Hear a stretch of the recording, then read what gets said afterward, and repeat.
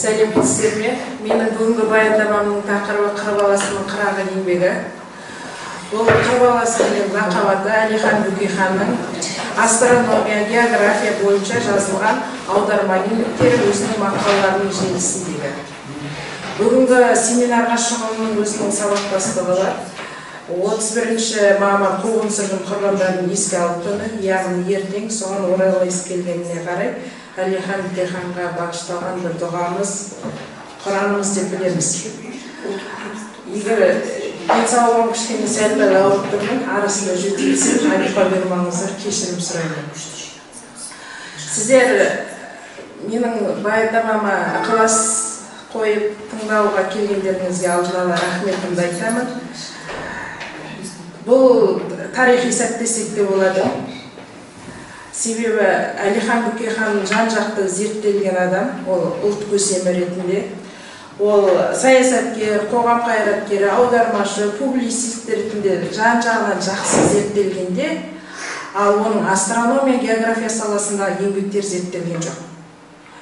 Егер де Google-дан іздеп қарасаңыздар, менің мақалаларым шығар.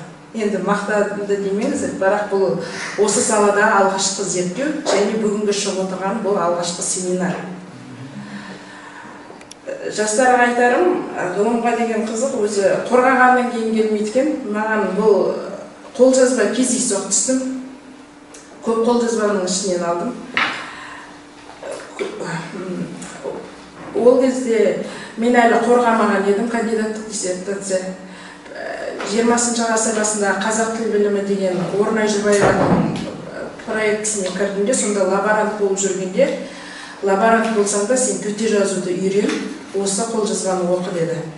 Осы төте жазуды үйретуге себепші болған Орнай Жұбаеваға апайыма рахметімді айтамын. Содан жаттығып, оқып жазып кеттім. Енді тақырыпқа қатысты қыр баласының қырағы еңбегі дейді. Себебі ол астрономияға қырағы көзбен қарап, соны қазақ баласына сол кездегі ғылым білім әлі жақсы қарқынды дамымай тұрғанда өте нәзік, өте жатық, өте қарапайым тәсілменен беруін мен шықты.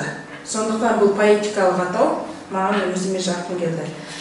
Қауғаны салып жіберіп, іліп алда сусында деген Әлиханның 1924 жылы жазған сөзінен бастаймын. Сондықтан білімнің құдығына қауғаны салып жіберіп, оның астрономия еңбектеріне көз жүгірді. Келесі слайд.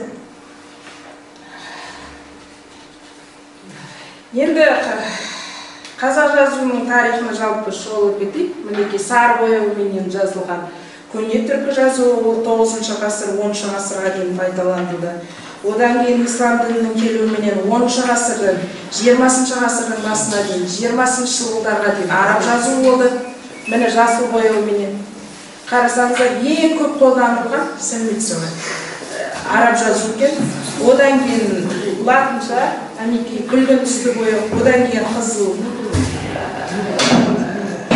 қызыл киген жазуы, қазіргі және қайтадан латын жазуы. Мына жерде мына жерде төте жазу деген бар. Техникалық заттарына қарай қажет жазылған. Бірақ төте жазу түбі де араб жазу ғой. Жастарға түсінікті болуына дейін. Біздер мына осы аралықты қараймыз. Түбі араб жазуы. Иә, қадим жадид жазулары оларға тереңірек, ол біздің тақырып аяғымызға келмегесін қадим жадид жазуларға тоқталмаймыз. Осы. Енді келесі слайд.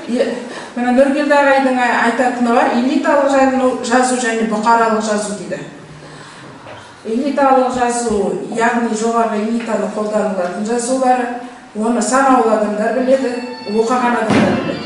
Оған мысалы көне түркі жазуын жатқызуға болады менің ойымша. Себебі оны бітікшілер, сол бойынша қағанның қасындағы адамдар бітік. Себебі халықтың барлығы ол жазуды білді деп ойламаймын. Сол сияқты араб жазуында келтіруге болады, мана 10 ғасырдан 20 ғасырға дейін. Яғни діни медреседе оқыған, молданың алдын көрген, жағдайы келіп оқыталғандар, үлкен-үлкен қалаларға барғандар, Самарқанд, Шам қалаларына барғандар, Ал бұқаралық жазуды, мына төте жазуды айтар едім. Енді оны өздеріңіз білесіздер, Ахмет Байтұрсынұлының келу. Осы бұқаралық жазу, төте жазудың бұқараға айналғанынан, жазудың халыққа бір табан жақындағаннан, халықтың ғылыми ой түйсінігі мен білімге деген құштарлығы ояна түсті. Сол бағытта көптеген еңбектер шықты.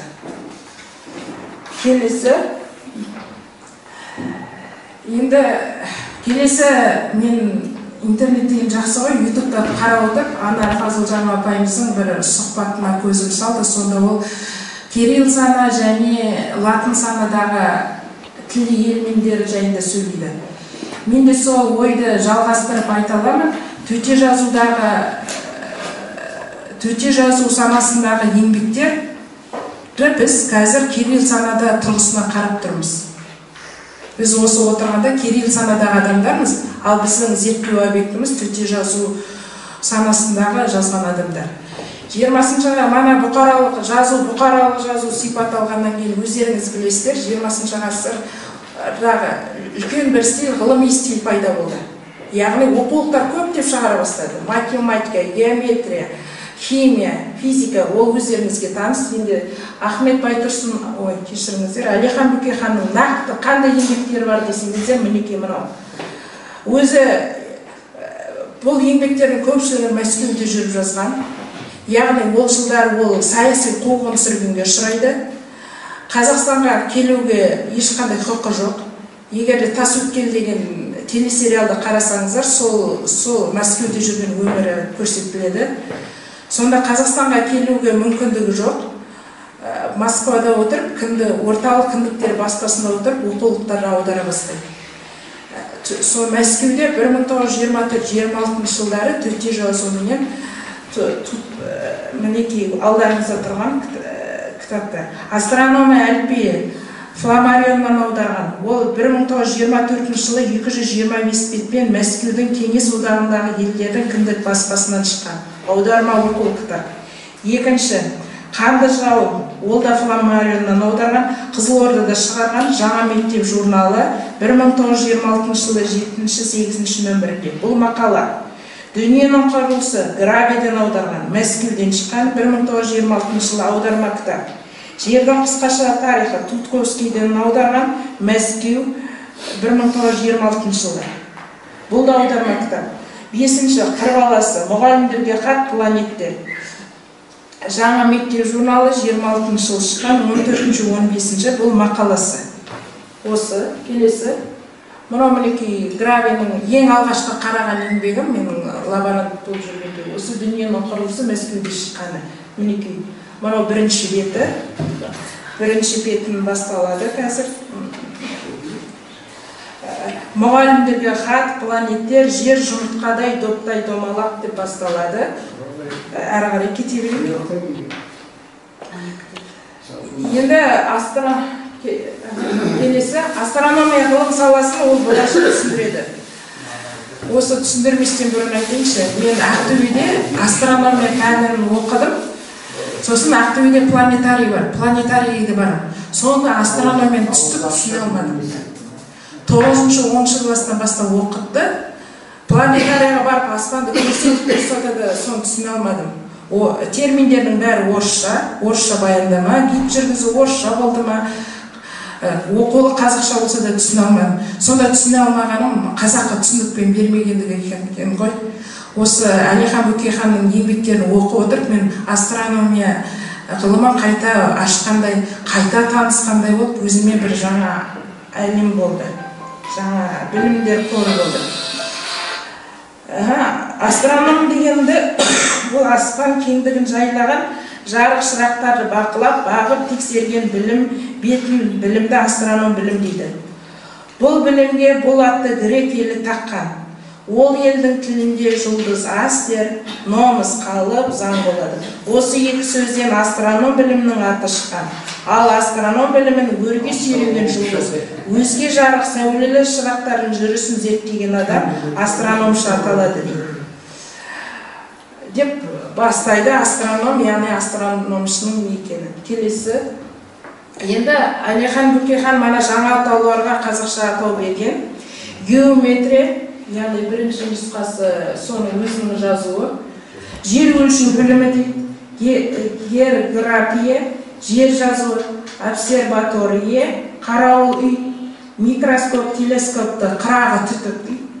Компас, құбыланама, Венера, яғни Венера жұлдызы, шолпан, комета, құйрықты жұлдыз, күн мен планеттер, яғни ғаламшар деген ғой, ғарыш кеңістігі, күн қотаны, күн ай жұлдыз, аспан кеңдігіндегі шырақтар, жанартауды, біздің бүгінгі жанартау деп жүргенімізді отқышқыштау дейді. Бұл да мана Рүстем ағай айтқандай жаңғырған атаулар, сол кездің өзінің жаңғырған атаулары. Келесі, енді терминдік ұғымдарды беру әдістері сипаттамалы, түсіндірмелі, салыстырмалы. Келесі, енді глобустық ол кезде қараңыздар, біздер қазір қолымызда интернет бар, глобус бар, бізге астрономияны түсіну оңай, обсерватория бар, одан қалды планетарий бар. Ал ол кездегі қазақ баласында ештеме жоқ. Бұндай қазіргі техниканың мүмкіндіктері қалай түсіндіру керек? Жердің дөңгелек екенін білмейтін балаға ай жерді айналады дегенде қалай ол айту керек? Жер дөңгелекте, жер дөңгелек дейді, доқтай дейді, түйенің құмалағындай дейді, жұмыртқадай дейді. Жер құмалақтап өйстіп, глобусты көрмеген балаға өте қазақы ұғым түсінікпен береді. Яғни қазақтың ұғымдағы бар ұғымдарға жаңаша мағына үстеп, оны ғылыми мағынаға, жаңа мағынаға ие болғызады. Келесі, жер өз өсінен өзі айналады деген бар. Оны сен 20-шы ғасыр басында балаға былай айтқанда түсіне алмайды, мен қазір глобусты көрсетіп айтуға болады. Ол жер өзінен өзі ұшықтай айналады. Жер күннен дөңгелек жолмен арқандағы аттай айналады. Арқандағы аттай. Қазығын айналады ма? Да, қазық. Ал егерде ай күнді айналады дегенде айту үшін қазыққа ай жерді айналады дегенде айту үшін қазыққа байланған ай, ол еш уақытта кетпейді, қазығын айналдырады. Сол. Осыны оқып отырып қалайсың түсінбейсің. Күнде-күнде көріп жүрген ұшықпен салыстырса, күнде-күнде көріп жүрген атпен салыстырса, түсінбесіңе қоймайды. Оңай-ақ түсініп кетесің. Келесі. Енді атмосфераны түсіндіру керек. Литосфера бар ана, гидросфера бар. Көкпеңбек ауа қазанды жаққан қақпақтай жеді жауып тұр. Ал керек. Тұрақты тіркестерді ғылыми стильге тән келтіріп, сөзді құбылтып, оған жаңа мағына істеп, ғылыми мәтіннің деңгейіне көтереді. Енді күн келесі, күннің тұтылуы, жердің тұтылуы деген. Осыны мен түсіне алмайтын едім. Әйтеуір білем, күннің бетін бір планета ай басса дегенді. Енді осыны ол кезде техника мүмкіндік жоқ, тағы да айтам. Сол кезде ол айтады, жердің көлеңкесі айдың бетін перделейді, ай тұтылды дейміз. Ал күн шала тұтылады, бөркін көзіне киіп алады. Уақытша бөркін көзіне киіп алады, ашылған кезде ашылады. Келесі, ғаламшардағы жұлдыздар. Енді мұны үлкен мәлім екен, бәрін оқып отырмай, қарап алыңыздар. Ұялы жұлдыз дейді, мысалы жаңа қолданысы деп білеміз. Сосын қараша үйдің жыртығындай, матаулы түйілде матауын жазбай. Мына аспандағы жұлдыздар, түнде қарағанда жұлдыздар шашылып жатады, сол шашылып жатқан асықтай дейді. Қандай лирикалық, поэтикалық салыстыру десеңізші. Біздің семинарымыздың тақырыбын сөйтіп қоюда осылар әсер етіп кетті.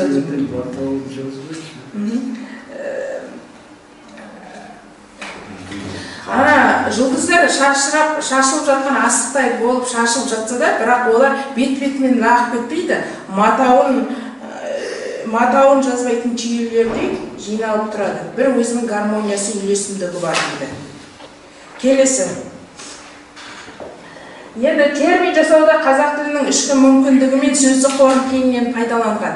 Бір бүкір деген сөзді физиологиялық қимыл қозғалысы, физиологиялық бүкірді алады, ол жердің бүкірі, дарияның бүкірі, су бетінің бүкірі деп келтіреді. бір бүкір деген сөзде қаншама жаңа атау қолданыс болмыс қолы, болмыс жетегі, таза білім, жер добы, жердің сабы. Келесі. Сөздердің теркесімі арқылы жаңа ұғым пайда болу. Аспандағы доп деп күнді айтып отыр. Аспан кеңді, от құсқыштау, жанартау бүгінгі біздің. Тұтылыс, ұшқыс, уақыт кесігі, күннің көміс дөңгелегі. Күннің көміс дөңгелегі деп орбитаны айтып отыр. Орбитаны түсіндіру керек қой. Соның көміс дөңгелегі. Білезік дейді кейде. Күннің білезігі дейді. Қандай әдемі? Бір білезік әшекей бұйымнан ол терминдік, астрономиялық термин жасап отыр. Күннің аппақ дөңгелегі. Келесі. Бұрыннан бар сөздерге жаңа мағына берген. Тозаң деген сөзді алып, дүниенің тозаңы, яғни пыл. Сатырынның білезік шеңбері, Сатурн ғой, Сатырн деген. Күннің тәжі, құйрықты жұлдыздар, көшпейтін жұлдыздар, жұлдыздың жауыны, кометалардың түсуін айтады. Енді келесі, қазір ұға қатысты жыр болды ғой, дау туындап жүр ғой. Осыған қатысты айтар пікірім бар, осы мәтінді оқып отыр. Бана Рүстем ағай ықшамдап жазу керек десе, мен айтар едім таратып жазу керек па деп, өзі пікірім. Себебі мына мәтінді оқып отырғанда маған көңіліме, жүрегіме жылы тиеді. Көзіме жаттық. Су, бұл, кітап, жуан, сұлулық, сурет, тарту деп, кәдімгі ы мен уды таратып жазады. Сондықтан мен таратып жазуды қолдайтын осыдан. Осы қолжазбаны оқығаннан кейін сенімім нығайды. Уәделестік, сиректі жазылуын қараңыз. Жаратушы бәрін таратады. Мынау қатесіз жазылған ғой, Гүлшахан. Сұлулық туры осылай жазылды ма? Сұлулық, иә, сұлулық. Сұлулық сосын ы-ма? Иә, сұлулық. Сол өзінің төте жазуда жазылу бойынша беріп отырмын. Келесі. Енді Нәзір Төреқұловтың сөзін білесіздер, естігендеріңіз бар шығар. Қазақ тіліне кіретін жат сөз болса, қазақтың тымағын киіп жалпақ қазақ сөз болып көрсін деген осы принципті Әлихан жақсы ұстанады. Терминдерге келесі, терминдерге қазақы шапан кигізуді, нептунды. Бұл терминдерді де қазақ қылындырып, қазақтың артикуляциясына жақындатып береді. Нептін, уран деп. Енді уранның, бүгінгі уран амонимдікке түсіп кетіп отыр, уран деп келтіреді. Келесі, терминдердің жазылуы.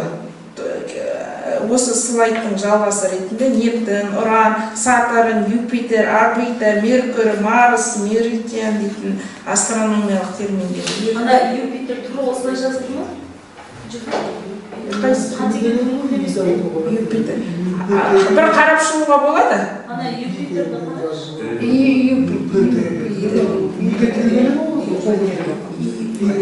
қай жерінде? Күмәніміз туындап дұрыс солай жазылған кезінде. Өйткені идыбысымен ұдыбысы сөздің басында келмейді деген сондай принцип қойылғын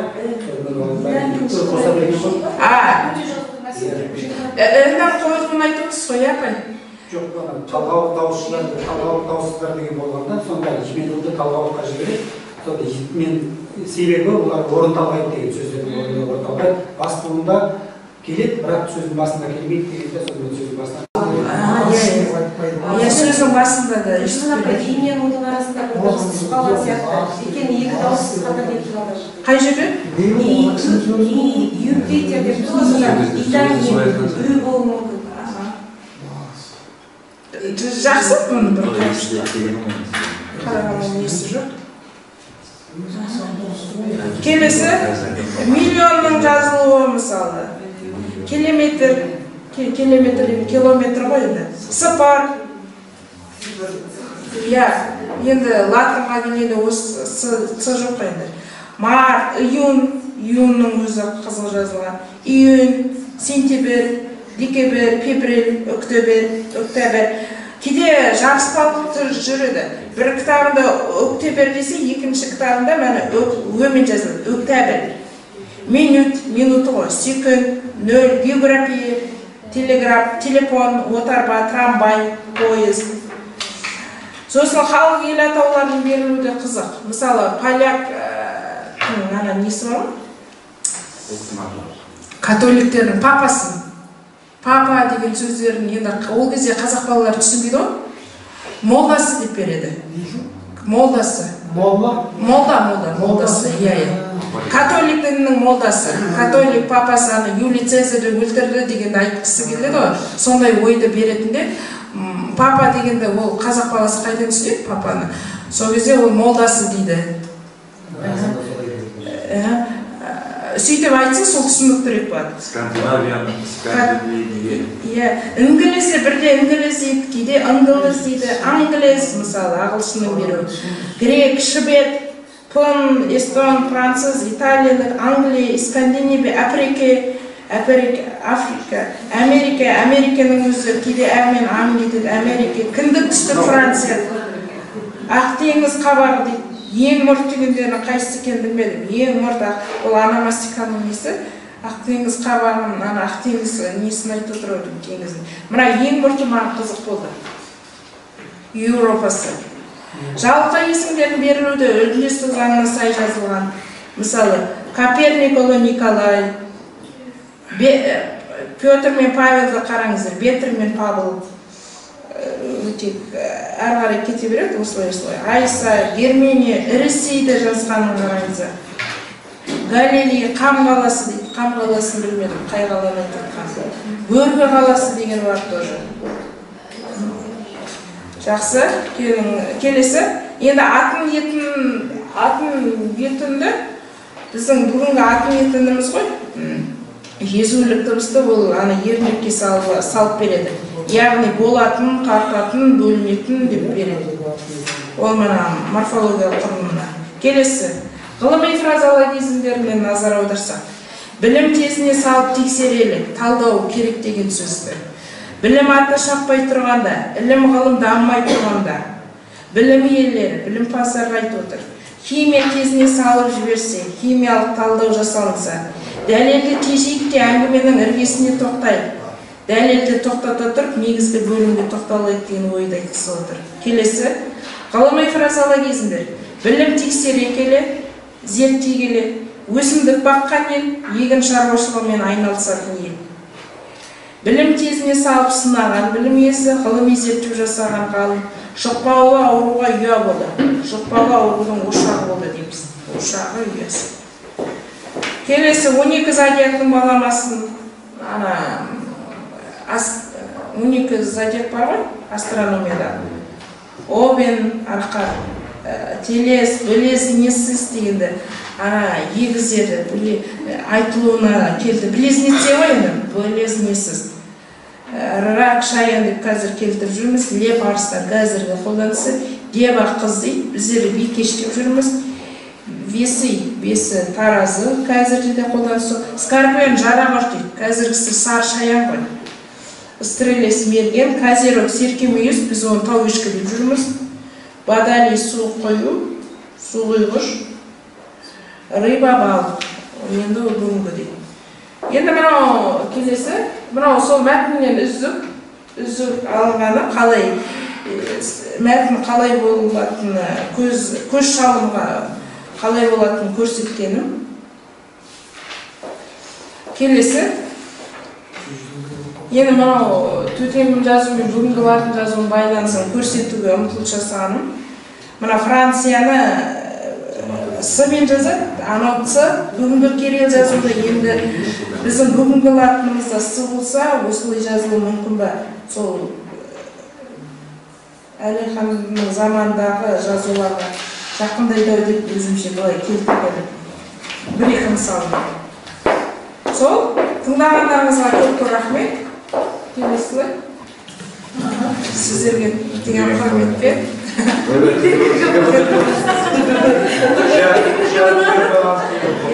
Я, көптен Гүлжихан.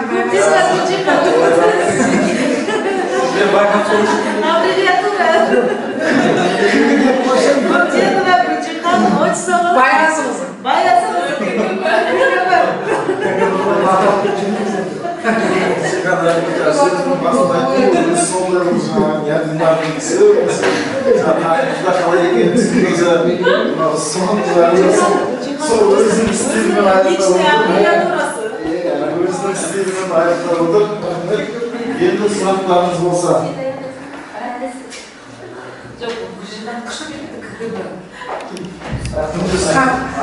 Галина Михайловна алатайды.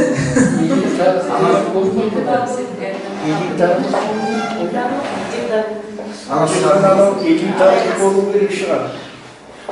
Елитарлық деп деген оларға тұқымдар асыл қалай елитарлық? Ағай сол гендарлық десе қайтеді? элитарлық. Ананы демократиялық сипаттағы екеу үйлесіп тұру керек қой. Бірақ қаралы деген кішкене басқа мағынасы. Демократия. Сол ойыңыз маған қатты ұнады. Сол ана жақшаның ішіндегі сол өзің көрсеткенің бе жоқ бұрын бар ма? Қайсысы? Жақшаның ішінде беріп тұрсың ғой, мына Юпитер бір нелердегі бар. Және діңіздегі. Апай, Юпитер ма? Иә, жоқ, ана басқа, соңғы жағында. Ол ана Алиханның бергені. Соны жазды. Арабша, араб, Иран, осылардан кірген түрі бар. Планеталардың, Юпитердің, Меркурийдің, бәрін қолынан келе жатқан ескі қазақ жазба тілінде кездесетін аттары бар. Мына жұлдызшылар, қазақ елінде жұлдызшылар болған, сол бұрынғы атыменен атайды. Мыналардың біразы алтыма, сондай планетаның аты арабша. Жұлдызшылар, көп жұлдызшы, халық астрономдары бар, солар. Біз ана орысшаға көшіп кеткен ғой. Әйтпесе санау бұрынғыдан бар. Сондай кескендері, арабшасында көрсетіп тұр. Араб, Иран, қазақ жазба тілінде қолданылады. Оның есімі мынау деген сияқтарды айту керек. Жарақ құрт деген не міне скорпион? Скорпион, Саша. Жарақ құрт деп сол берген ба? Алихан солай. Арыстан, мынаның бәрінің қыз, мынаның бәрінің несі бар. Десе қырған бидай басы дегендер. Иә, архон да бар. Ана Кеңесбаевтың сөзді қарап берсем, Құлматаға жасаған мынаның Фазиала кезінде. Анау жаңағы ешкім бұлардың бәрі нелер ма? Мыналар болмайды, зодиак, нелер, шоқ жұлдыздар. Ана үйірлі жұлдыз деген жақсы, соны айту керек. Батпайтын жұлдыздар деген бар, бататын жұлдыздар бар, қыдырма жұлдыздар деген бар, үш түрлі жұлдыздардың халық астрономиясында. Халық астрономиясында күшті, мықты дамыған. Оны қазіргі астрономдар таңғалады ғой? Халық астрономиясы. Бұл жерде Бөкейхан тек Бөкейхановтың еңбегін қарастырып отыр ғой. Содан кейін қаратып жазу дегенді өзің қолдайсың ба? Иә, қолдаймын, ренжімеңіз енді. Жақсы болды, қолдайсың. Оны мен талай әне жерде көріп отырсың ғой. Бір жерде таратып жазған, бір жерде таратпай жазған көріп отырсың. Иә. Ана екі түрлі. Енді сон қолдасаң, ертең осылай болып кетеді. Bir жерде таратып жазады, бір жерде таратпай жазады. Ана уды әлгі бірнеше түрмен жазады. Удан кейін аны жазады біреуі, жомарт тартып, екінші біреуі оны жазады, әлі қамсып. Содан міне ағарай кішкенейінсе береді, қиындай береді жазуын. Сондықтан да қолдамайды дегенде әбден бұлай игеріп алған жақсы ғой. Мынаған қарасаң ішінде бұлай да бар. Бұлай да бар. Негізін әлгі сол кездегі ережемен жазған ғой. Бірақ ереже ол білетін адамдар ғана астырған. Алай жалпы хат танитындар ол бірде бұлай, бірде бұлай, сиемді бұлай деп жазады, біресе бұлай деп жазады. Байтұрсынның өзі біліп olsun. Сондықтан әлгі қолдау деген ғой. Мынада бұлай, мынада бұлай деген дұрыс қой. Қолдамау екінші мәселе, ол өзінің мәселе. Бірақ оның да жаңағы себебін іздеу керек. Жағдай осылай болады ертең. Ертең жаңағыдай таратып жатса, мынандай қиындықтар болады деген сияқты нәрселер. Ол енді орфографиямен шұғылданғандар біледі. Ал енді төтесінен келіп қойып кеткен адамдар ойбай былай жазамыз ғой, мынаны бүйтеміз ғой. Сондықтан біз онда ойласын деген жақсы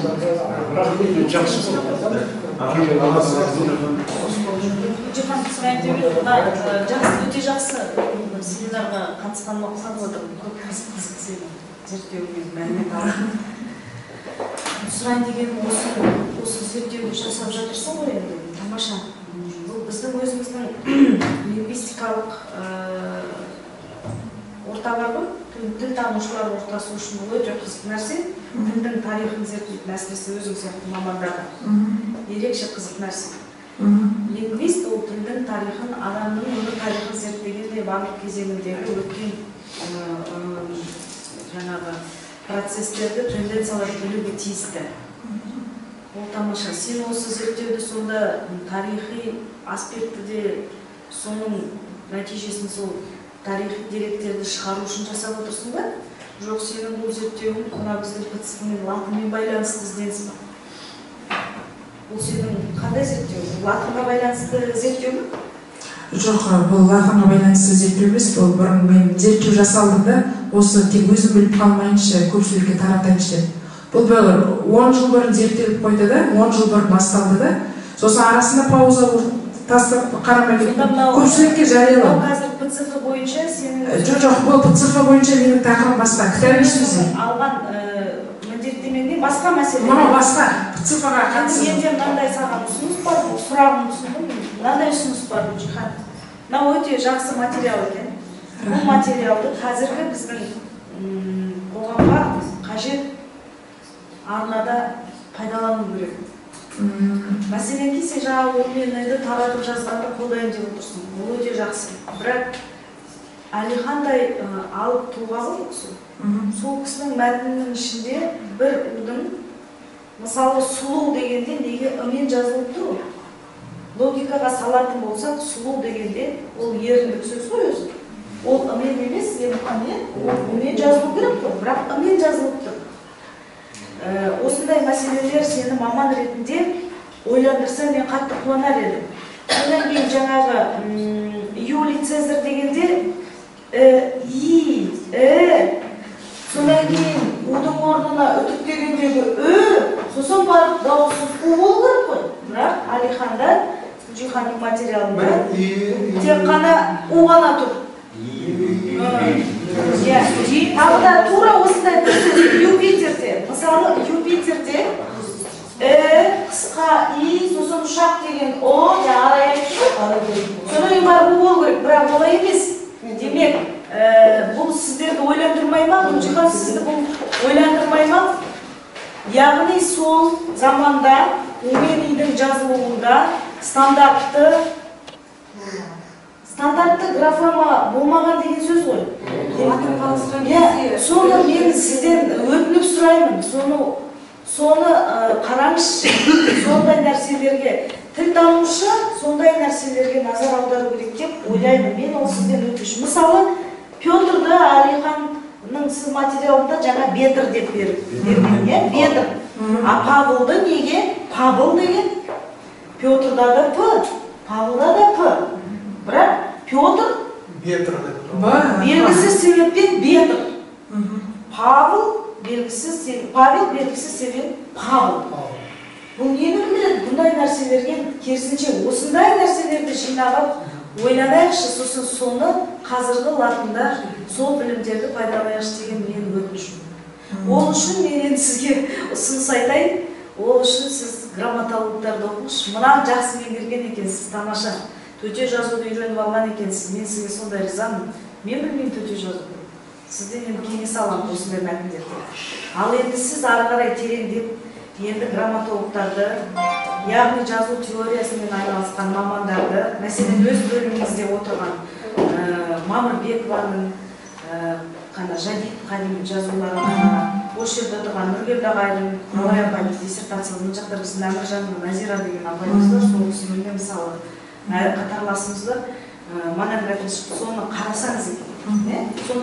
Содан кейін барып сіз бәлкім өзгеріс қозғарасыз. Мүмкін. Рахмет. Өзгермейді, бір алаға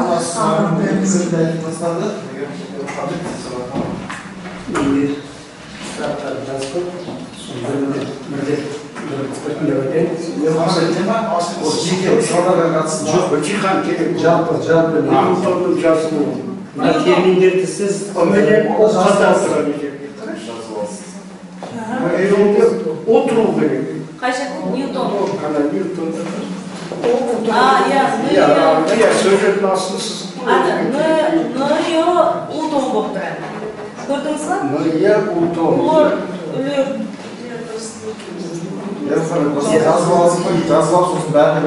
сіз жаңа айтып жатсыз, жаңа Әлихан Бөкейхановтың еңбегінде қолданылған Егерге тұру керек қой, егер постановление станса, отыру керек. қолданылған терминдер Әлихан Бөкейхановның терминдері екеніне нақты сеніміңіз бар ма? Біртіндеп қояйық, Каша Қазас біледі. Жоқ, бәрі қоймады, өйткені камерадан шығып түсіреді. Сен түсіріп отыр. Екіншісі, таратып жазу туралы сіз мына мәтіндерді оқып отырсыз, осы туралы айтайын деп едім. Кеше Фозия айтып жүр, мына телжан журналында таратып жазған екен дейді да. Ол таратып жазу, Әлихан Бөкейханов таратып жазу қолдамаған. Ол туралы хабар жоқ дегізі. Тек қана 24 жылғы конференцияда Әлихан Бөкейханов Ахмет Байтұрсынға құдайдың сенеді бұл жағынан. Соны Байтұрсын нешесі сол сонымен ұрмай кеткен. Ал телжан журналында сондай. Бірақ мына осы таратып жазу, таратып жазбауда бір мәселе бар. Бұл мына жазылған мәтіндер 24 жылғы, 23 жылғы ережелер бар. Сол ережелермен жазылған мәтіндерді бұл жеке адамның ұстанымы емес, жеке адамның таратып жазуы емес. Ол ана бастағы береді, сол бойынша таратып жазу деген ұстаным кеткен, сол бойынша таратылып жазылған. Бұл мәтінге қарап бұл таратып жазуды қолданып екен деген таным болмау керек дегенше. Бұл екіншісі. Үшіншісі. Мынау терминдердегі жарыспалылық неге туындады деп ойлайсыз? Неге жаңағы бәріміз білеміз, бір терминнің өзі 16 тіптен 20-ға дейін барады. Осы жарыспалылық неден туындап отыр? Осы ғалым ретінде осы себебін анықтап көрдіңіз бе? Төртіншіден, жаңағы француз деген сөздер тұр сізде.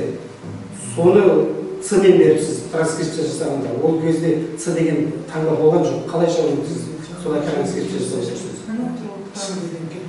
Жоқ, мына басқасында болды.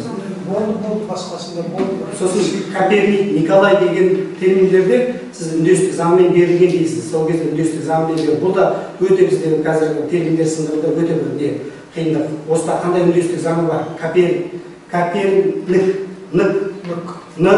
Коперник дегенде қандай үндестік заңы бар? Иә, қандай үндестік заңы бар? Сосын иә, атом деген, атом өтін дегенді осыған байланысты айтайын. Сіз осы Байтұрсынұлы кезеңінде, яғни 20-шы ғасырдың басында бізде қазақ жазуында қолданылған қанша ережесі бар, соны маған санамалап айтып беріңізші. Содан шығар атом етімнің неге атом етімге берілгендігі. Сосын жаңа бір таңба уды осы транскрипция текстологиялық мамандар өте сақ болу керек. Мына у дегенді бір қазіргі мәнін біліп алады да, оның кезіндегі қандай мәнді білдіргенін білмейді. Мысалы, бір таңба, мына арабшада о деген таңба 5 түрлі мәнді берген. О, Ö, O, Ö, U. Ең шынында ары түрін қазып келсеңіз, бұл алғашында у деген мәнді береді. Ол кейін 2 жылдан кейін оны өзгереді, сөйтіп 5 түрлі таңбаның мәні береді. Бірақ оны қазіргі төте жазуды оқитындар, мен төте жазуды білем дейді, оның ережелер таныс емес. Сол себептен бұл шатасып оқушылық бар. Жаңағы екі уды берді қанымызда осы сұрақтарға жауап берді. 23 жылға зерттеумен түскен. 23-те бұрынғысы бар, одан кейінгісі бар.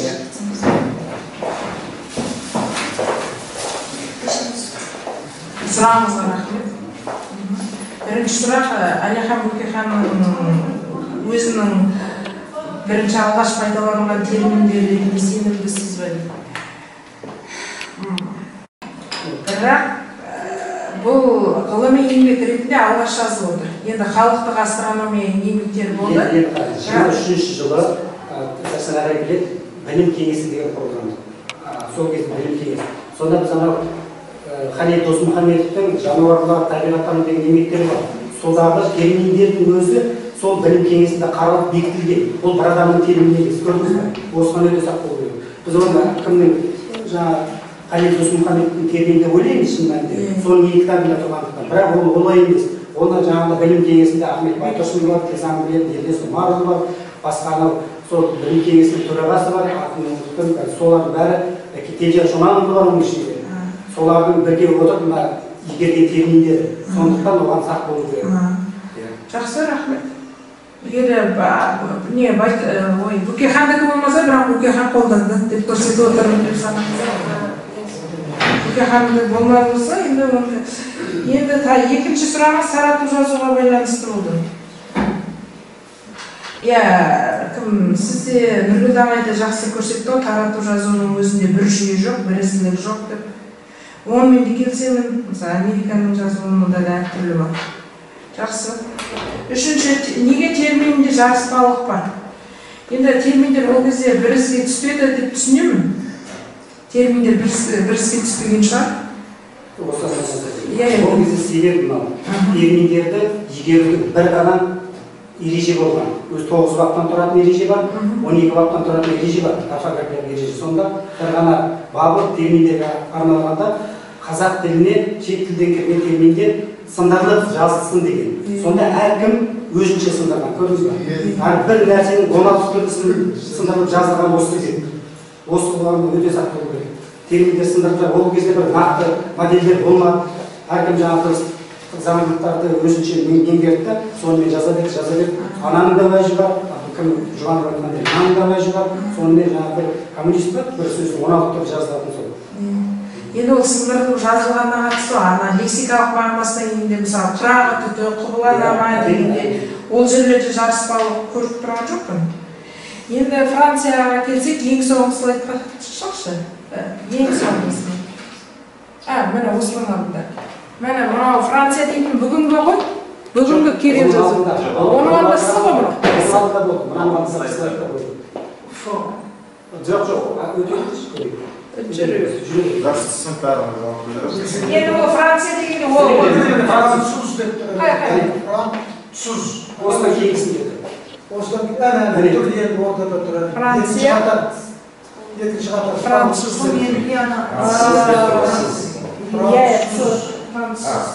Гөре, шөбе. Шыбет дегеннен мүмкін шыбет шығар анау, шыбет, шыбет дедіңіз оны. Беріңіз, ол жерде болуы мүмкін. Жақсы, жекелеген мәселелер бар. Жақсы. Енді Коперникте қандай үндестік көріп отырсыз дейсіз? Дұрыс, ол жерде езулік үндестік пе, ерлік үндестік те жоқ, келісемін. Дұрыс, рахмет. Назар аударатын тұстарыңыз екен. Жақсы. Мағыналы сұрағыңызға. Сұрақ бар? Сұрақ сосын осы түсінуге жастар тыңдап отыр ғой, бірізділік ол кезде жоқ деген нәрсеге біз бірізділік болмаған деп ол ғалымдарды жоққа шығаруға өте сақ болуымыз керек. Өйткені ол кезде халық арасында оқу-ағарту жұмыстары әлі жүргізіліп енді басталып жатқан кезде бірден олар алып сауатты жазып кете салмайды. Ол өзінен өзі белгілі нәрсе. Басында ы мен и мен уға қатысты айтып отыр ғой.